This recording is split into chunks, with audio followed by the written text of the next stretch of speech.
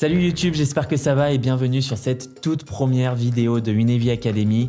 Moi c'est Jérémy et aujourd'hui on est là pour parler du dernier paquet qu'on a reçu à l'agence qui est du coup la FX6 que j'ai juste à côté de moi.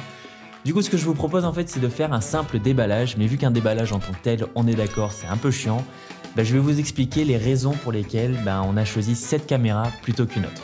Vous êtes prêts? Parce que c'est parti.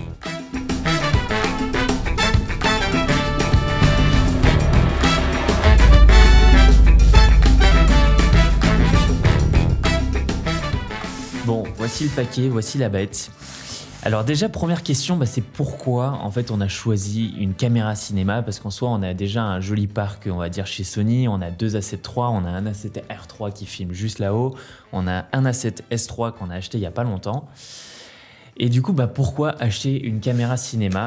C'est déjà parce que en fait, au niveau du marché, que ce soit déjà de la part des clients, il y a certains clients qui aujourd'hui nous demandent en fait d'avoir une caméra cinéma. Les projets augmentent automatiquement et plus ils augmentent, en fait, plus les clients sont de plus en plus exigeants et certains clients exigent d'avoir une caméra cinéma.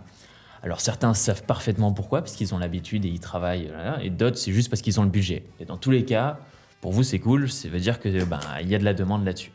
Et également aussi au niveau du marché, quand je dis au niveau du marché, c'est au niveau des concurrences et au niveau des partenaires.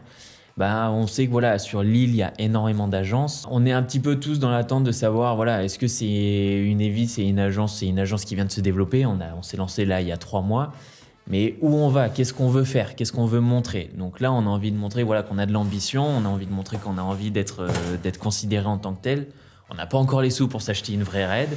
Mais en attendant, voilà, on fait de l'investissement et on montre au marché qu'on est présent et qu'on a envie de se développer. Donc ça, c'est la première raison pourquoi acheter une caméra cinéma. Bon, du coup, voilà, on a besoin d'une caméra cinéma, mais pourquoi on est parti chez Sony? Alors déjà, comme je vous l'ai expliqué, on a beaucoup de boîtiers Sony, donc du coup, on a aussi pas mal d'objectifs chez Sony, donc c'était important aussi de rester chez Sony. Mais en ce moment, le marché de la caméra part clairement dans tous les sens. On a beaucoup d'offres et des caméras qui sont absolument top. La dernière C70 de chez Canon, le dernier Red Komodo par exemple, c'était en gros les deux autres caméras avec lesquelles on pouvait hésiter. Sauf qu'il y a un argument pour la FX6 qui est vraiment clé chez nous, c'est un plein format. Et le plein format a réellement un look qui est important pour nous, un look 35 mm. On va pouvoir jouer un peu plus sur la profondeur de champ, ça va être une image qui sera un peu plus détaillée, un peu plus performante en basse lumière. Et tous nos autres boîtiers sont des pleins formats. Donc en fait, c'est juste voilà, pour rester cohérent là-dessus aussi. L'autre point aussi qui nous a fait choisir du coup la FX6, ça va être en fait tous les, on va dire, les paramètres pro que peuvent avoir une caméra. Je fais peut-être beaucoup de bruit en même temps que j'ouvre ça. Bon, ça y est, j'ai arrêté de faire du bruit. Là, c'est bon, je l'ai en main. Là, on sent clairement, voilà, au niveau de l'ergonomie, ça change complètement. Et c'est d'ailleurs un des arguments voilà, pour lesquels on voulait une caméra cinéma. C'était d'avoir une caméra qui a été faite pour filmer, qui a été designée, qui a été pensée pour filmer. Tous les boutons sont à la bonne place. C'est fait justement pour prendre de la vidéo. À la différence d'un boîtier DSLR de ce type-là, où l'image sera excellente, mais ça reste un boîtier photo à la base. L'autre point, et pour continuer en fait sur les paramètres professionnels, on va dire, de la FX6, c'est que sur du coup cette caméra qui a été pensée pour filmer, je le redis encore une fois, c'est qu'on va avoir du coup des sorties par exemple XLR plein format, comme directement là sur ce micro là, je vais pouvoir directement le brancher sur le boîtier avec Phantom Power. Je vais pouvoir également brancher une sortie SDI pour avoir un retour vidéo. Il va également avoir le timecode pour pouvoir synchroniser toutes les vidéos, toutes les caméras au niveau de l'audio. On va également pouvoir choisir directement l'angle d'obturation plutôt que de calculer à chaque fois du coup quelle est la vitesse de mon shutter speed par rapport à mon nombre d'images enregistrées. Là, directement, on règle ce point-là. Autre point qui est très cool, c'est que dans cette caméra, on retrouve le profil d'image également Cineton, le S Cineton, qui normalement se retrouve que sur les caméras cinéma, même si là, le dernier Alpha One, finalement, nous sort ça. Mais c'est un look qui est vraiment ultra propre, qui se rapproche énormément d'un film. Franchement, rien qu'en sortie de boîtier, c'est assez bluffant. Alors certes, on perd un peu en dynamique, mais bon...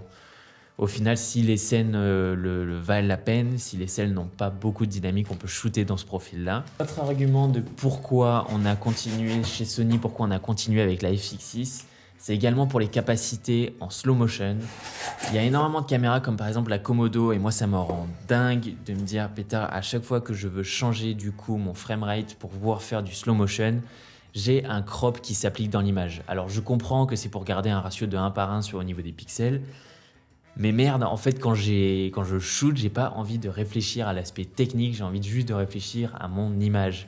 Et si pour avoir un slow motion, je suis obligé de changer ma focale pour garder du coup le même look que j'avais avant, mais pour avoir du coup du slow motion. Enfin bon bref, c'est un bordel impossible. Alors que là, on peut garder le même angle, la même focale et faire du slow motion en plein format. Ça, c'est vraiment cool.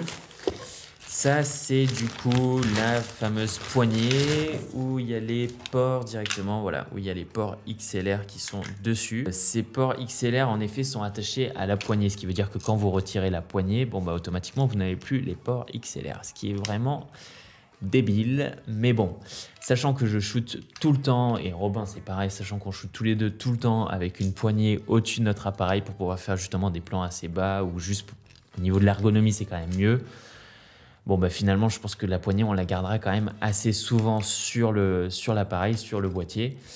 Et si, en tout cas, on décide de balancer, en gros, cet appareil-là sur un gimbal, sur un Ronin, par exemple, au final, je pense qu'on aura peut-être mieux fait de balancer le Sony A7S III sur le Ronin parce qu'au niveau de la qualité d'image, on va pouvoir avoir grosso modo la même chose, sauf que celui-là sera beaucoup plus facile à balancer. Alors, cette caméra n'a pas de stabilisation en interne comme on peut l'avoir à l'intérieur avec l'IBIS sur les autres boîtiers Sony parce qu'il y a du coup le filtre ND à l'intérieur. Alors, là-dessus d'ailleurs, on peut faire deux arguments.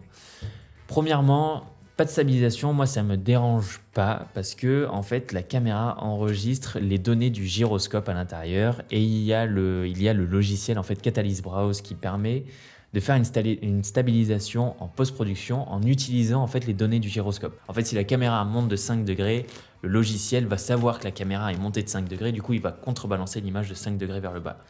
Ce qui donne en fait une stabilisation qui est ultra propre.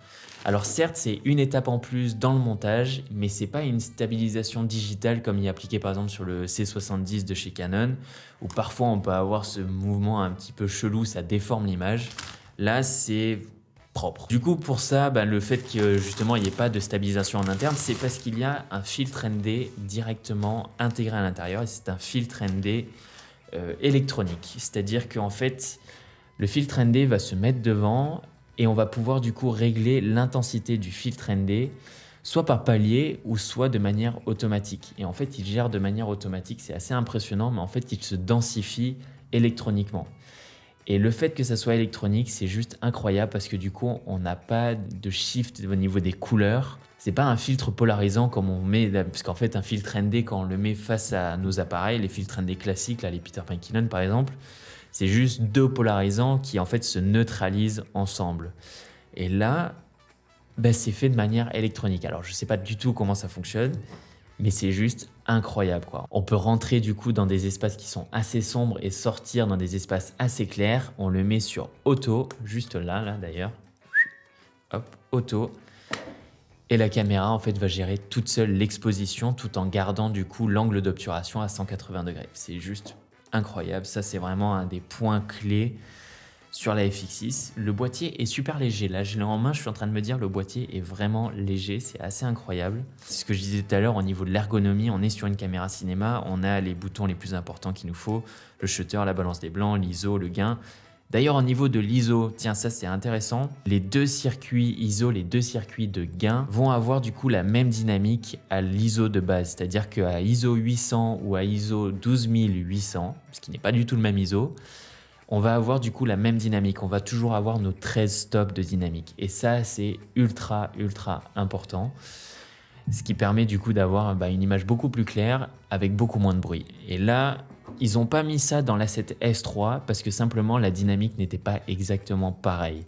À ISO du coup 800 où c'est 640 le premier ISO là-dessus et à ISO 12800, même si l'image clean énormément au niveau du grain, la dynamique n'est pas exactement pareille. Alors du coup, je ne sais pas si c'est parce que les standards de Sony en effet sont assez hauts et du coup, ils ne voulaient pas le mettre en avant. Voilà, là ici c'est clairement mis en avant. Du coup, il faut faire d'ailleurs son choix au niveau du gain, au niveau de la plage ISO. Là, ça reste une caméra assez impressionnante et moi je suis ultra ravi de voir que justement on évolue gentiment, on est une toute petite agence mais malgré tout voilà, on essaye de proposer toujours le meilleur à nos clients et ça passe parfois par du matériel. Alors certes le matériel ça fait pas tout mais ça aide.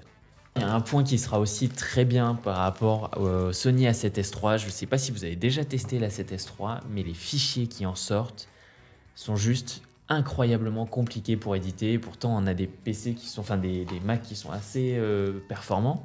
Et malgré tout, ça reste bien la merde. Alors que là, le codec qui en sort, c'est un codec, c'est du MXF, je crois. Et du coup, c'est un codec en fait qui est utilisé depuis un moment sur les caméras cinéma de chez Sony. Mais le XMF est beaucoup plus simple à éditer. Normalement, il n'y aura même pas besoin de faire de proxy. Ça devrait fonctionner directement. Ça, c'est vraiment cool. Là-dedans, il nous reste quoi? La batterie, des papiers. Alors moi, malgré tout ce qu'on dit, non, les papiers, ça, on s'en fout. Finalement, je suis peut-être un peu le geek qui peut lire ces trucs-là. Donc, je vais le garder. La Catalyst Browse. Il est juste là, mis en avant. Là, on va peut-être monter tout ça. Bon, voilà. Et du coup, quand on parlait tout à l'heure de caméras qui étaient faites pour filmer, croyez-moi, quand on a ça en main, on sait pourquoi c'est fait. On sait pourquoi ça a été pensé, on sait pourquoi ça a été designé. Et je pense que de la même manière, quand tu te pointes sur un job avec un client, je pense que le client a un petit peu plus confiance quand tu te pointes avec ça que quand tu te pointes avec ça malheureusement. Même si au niveau de l'image, potentiellement, on va réussir à faire grosso modo les mêmes choses. Mais je pense que sur le marché et au niveau du client, on aura un petit peu plus confiance là-dedans que là-dedans. Bon voilà, c'est tout pour cette vidéo déballage un petit peu spéciale parce que je voulais lancer pas mal d'infos. J'avais des infos qui arrivaient en même temps en tête. Bref, si je vous ai perdu à un moment, surtout, n'hésitez pas à laisser un commentaire, j'y répondrai. Pour tout le matos d'ailleurs, là, par exemple la FX6, là ici le micro et tout ce qu'on a, enfin beaucoup de choses qu'on a ici, on passe toujours par Image Photo Lyon. Les mecs sont au top, franchement, même si on est à Lille, ils nous envoient tout là-bas. S'il y a le moindre problème, ils échangent, ils s'occupent avec les fournisseurs. Ils m'ont pas du tout demandé de dire ça dans la vidéo, ils n'ont rien sponsorisé du tout. C'est juste que voilà, c'est un vrai message de professionnel à professionnel. Et si vous nous regardez, franchement, n'hésitez pas, passez par eux, ils sont vraiment top. Et puis voilà, c'est tout pour moi. J'espère vous voir nombreux sur la prochaine. Donc du coup, à plus.